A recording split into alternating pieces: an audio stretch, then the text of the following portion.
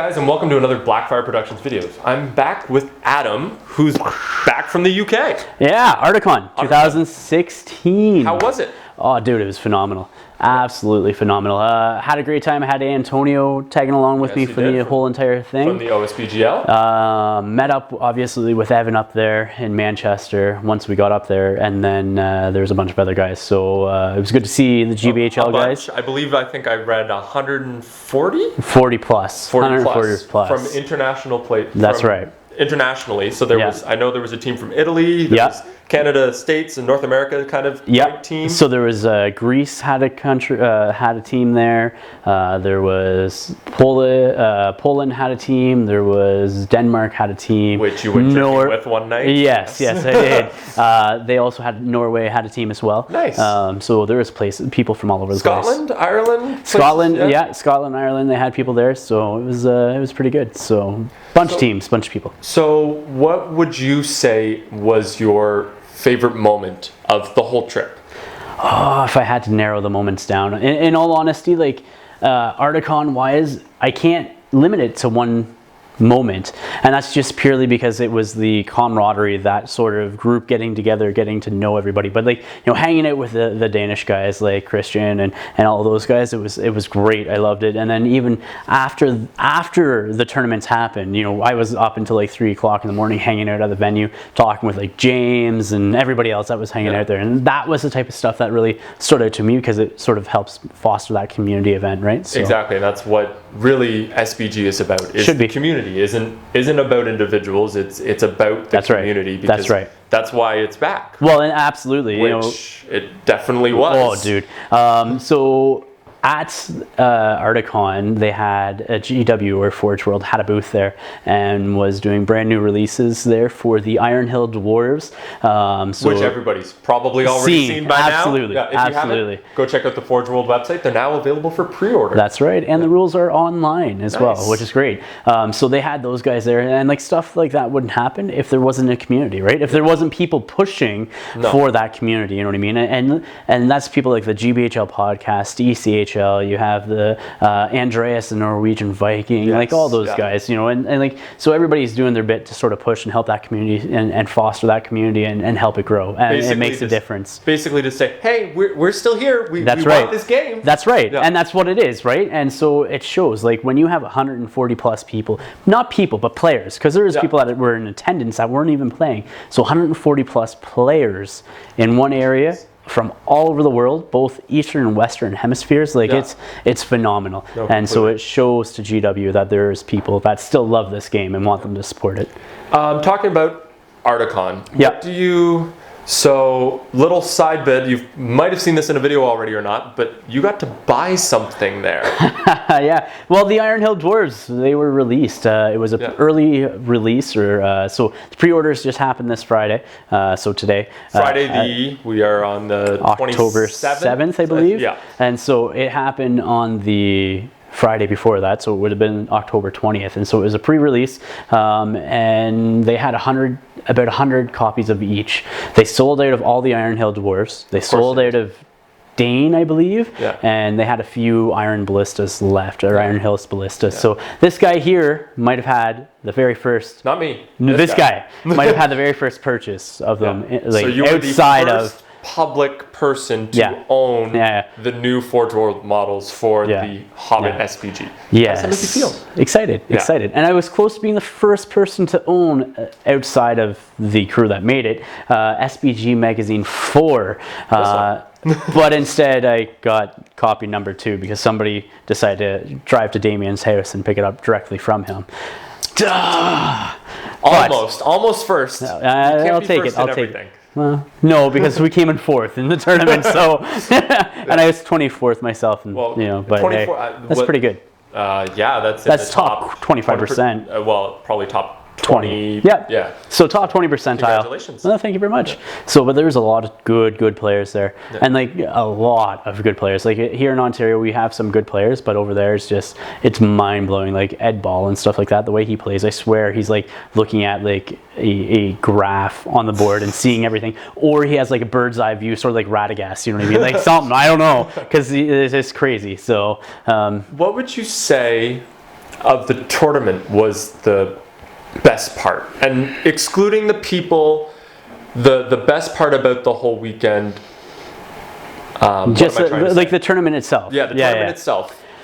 Oh, I see. For me, I thoroughly enjoyed the Chaos and Arda tournament. Yeah. Like it's fun to play. It's very fun to play, but again, it fosters that community feeling, right? It's not one that's super competitive.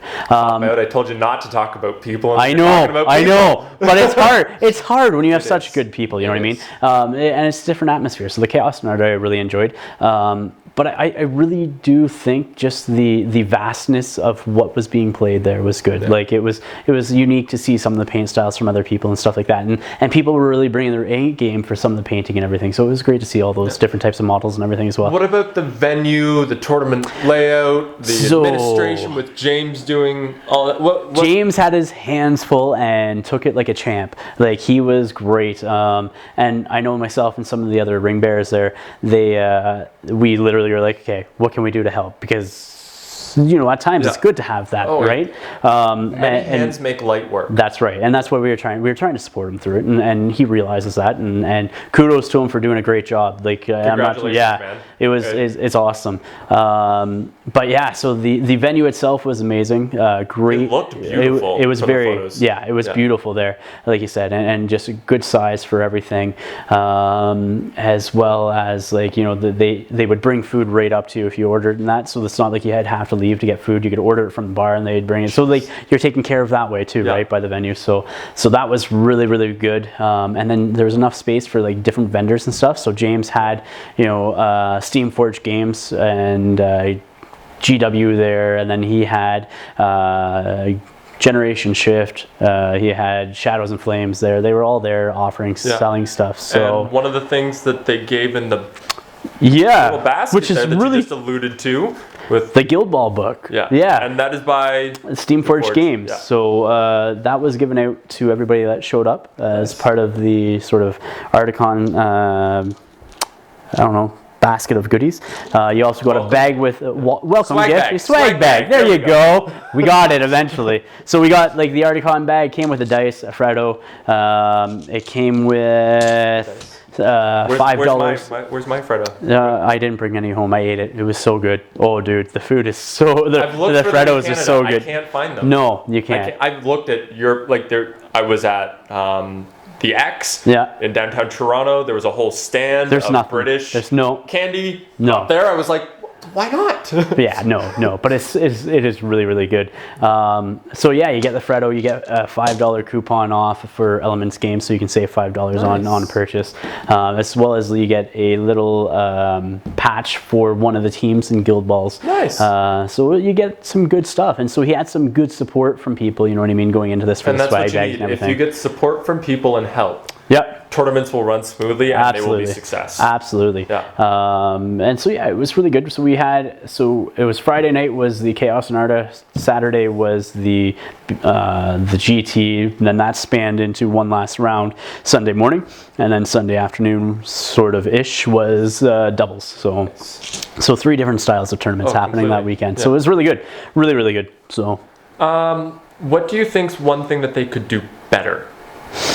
Timing, and I know there are some issues with timing and stuff like that, but I personally, when I go across the ocean, I'm going for the game, and Ardacon was really what pushed me to get over to England. But there's I met James and Jamie and Damien and Tom last year at Nova, and again at this Nova, and so for me, I like to have some time to sort of get together with people, you know what I mean, instead of 3 o'clock in the morning, and so timing, if we could space out maybe some of the games more and sort of work on it that way, I think that would be the biggest thing I did, because that way you can sort of communicate with everybody and have that social sort of aspect as well. It's hard when you want to jam in as much gaming as possible to balance in the social aspect of a large tournament like that. Like anything, like Fan Expo, like any Comic-Cons or anything. It was convention time all the way. There was nights where I was getting 3 hours sleep, 4 hours sleep, and then getting up shortly after 7 o'clock just to do it again.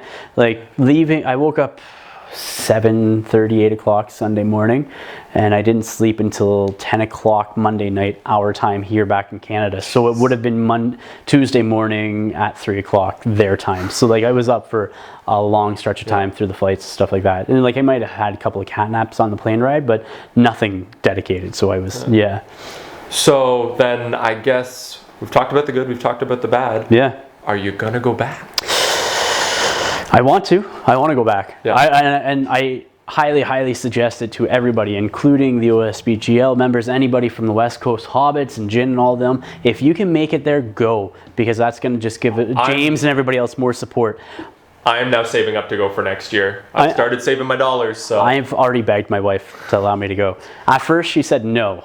And so far... She's still giving him looks. Yeah, I switched her slightly. So now it's not no, now it's like...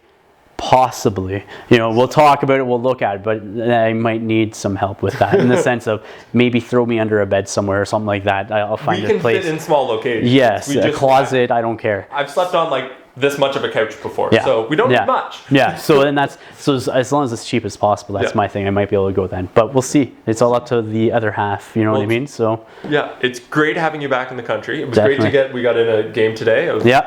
So a battle report, which will come to you soon, and that's it. That's it. So remember, guys, to like, share, and subscribe. And until next time, ignite your hobby. He's got that down pat, doesn't he?